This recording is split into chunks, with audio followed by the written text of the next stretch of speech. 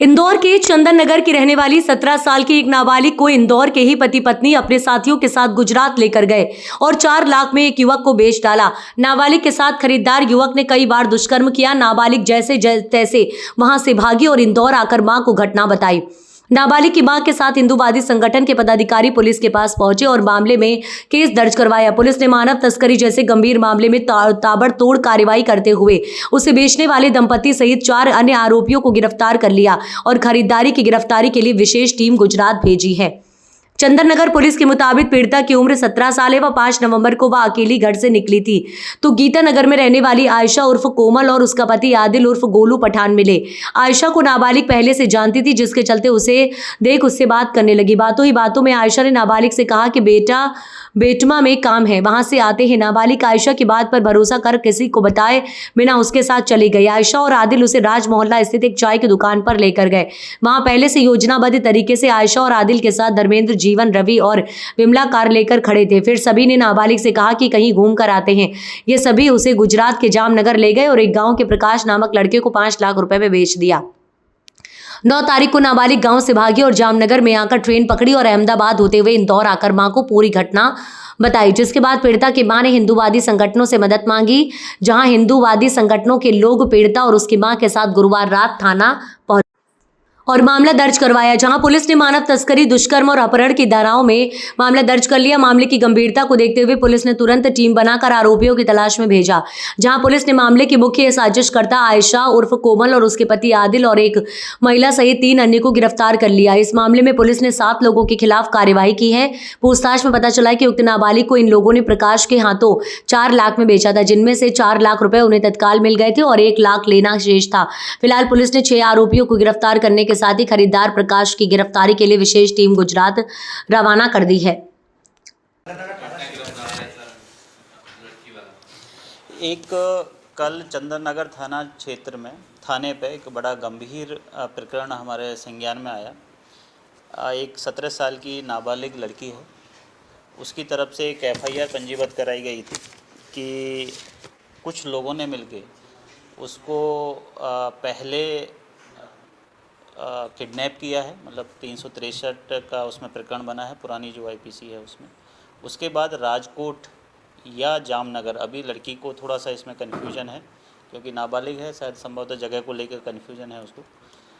राजकोट में किसी एक प्रकाश नाम के व्यक्ति को वहाँ पे उसको बेच के आए हैं और वहाँ 2 दिन उसको, जो प्रकाश नाम का व्यक्ति है उसके द्वारा वहाँ रखा गया है और बड़ी मुश्किल से वो 2 दिन में वहाँ से छूट के आई है।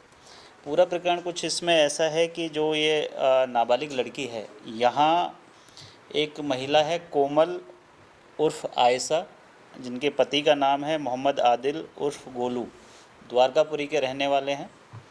ये जो महिला है कोमल, ये इस लड़की को काफ़ी दिनों से इसके संपर्क में थी और इसने अपने मतलब जो विश्वास में लिया और फिर इसको जो ये प्रकाश नाम का व्यक्ति है गुजरात का, उससे इसका कोई संपर्क स्थापित हुआ। फिर उन दोनों की शादी कराने के नाम पे 1,80,000 रुपये की बात इसमें सामने आ रही है कि प्रकाश नाम के व्यक्ति से कोमल नाम की महिला ने जो ये नाबालिग लड़की है इसकी शादी कराने के 1,80,000 रुपये ले लिए हैं।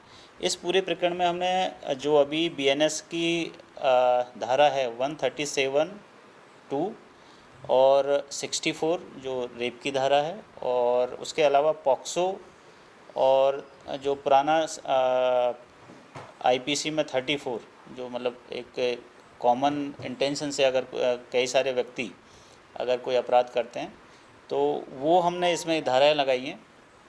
जैसे ही ये प्रकरण हमारे संज्ञान में आया, तत्काल इसमें हमने 3 टीमें गठित की और रात भर लगभग 12 बजे से ये जैसे ही प्रकरण हमारे नोटिस में आया तो 3 टीमों ने लगातार रात भर सुबह 7 बजे तक दबिशें दी हैं।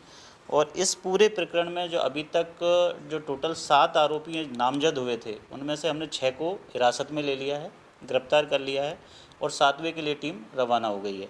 तो ये कि बहुत ही अच्छा मामला, मतलब बड़ा ही गंभीर मामला जो इंदौर पुलिस के संज्ञान में आया, उसकी गंभीरता को देखते हुए त्वरित उसमें एक FIR की गई और उसी गंभीरता से जितने भी आरोपी थे इनको हमने हिरासत में ले लिया है। इसमें ह्यूमन ट्रैफिकिंग के पॉइंट ऑफ व्यू से जो धाराएं बनेंगी वो भी हम इसमें ऐड करने वाले हैं, और इस महिला का और इसके साथियों का, बाकी का सभी का आपराधिक रिकॉर्ड खंगाला जा रहा है। यदि इनके कुछ और पुराने आपराधिक रिकॉर्ड होंगे, जो अभी बीएनएस में एक संगठित अपराध की जो धारा जोड़ी गई है, अगर उसमें कुछ इस तरीके के पॉइंट अगर हमारे पास इन्वेस्टिगेशन में आते हैं तो वो संगठित अपराध वाली धारा भी हम इसमें जो ऐड करेंगे। महिला दंपति दोनों गिरफ्तार हो गए हैं। उनके जो साथी यहाँ जो जिस गाड़ी से इस बच्ची को गुजरात लेके गए थे, वो 4 साथी भी गिरफ्तार हो गए हैं, और जिस गाड़ी से इसको ले जाया गया था वो गाड़ी भी हमने सीज कर ली है।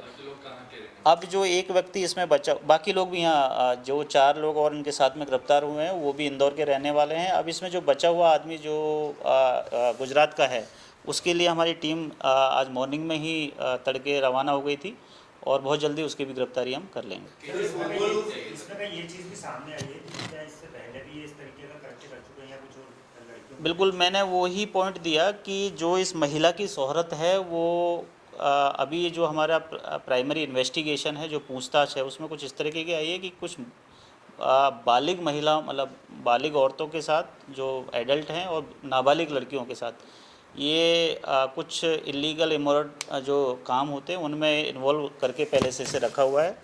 और यदि ये कोई ऐसा हमारे सामने कोई प्रकरण आता है कि जिसमें इस तरीके से भी पहले कहीं किसी बच्ची को ये बाहर लेके गई है, नाबालिग को खासकर, तो उस हिसाब से भी हम इसमें आगे कार्रवाई करेंगे। इसमें सर एक जानकारी ये भी आ रही है कि ये जो महिला है, आरोपी जो महिला है, इसका धर्म परिवर्तन हो चुका है। धर्म परिवर्तन भी करवाने के मामले में पहले आरोपी देखिए, अभी जो ये प्रकरण हमारे यहाँ पंजीबद्ध हुआ है, हम उस पॉइंट ऑफ व्यू से इन्वेस्टिगेशन कर रहे हैं।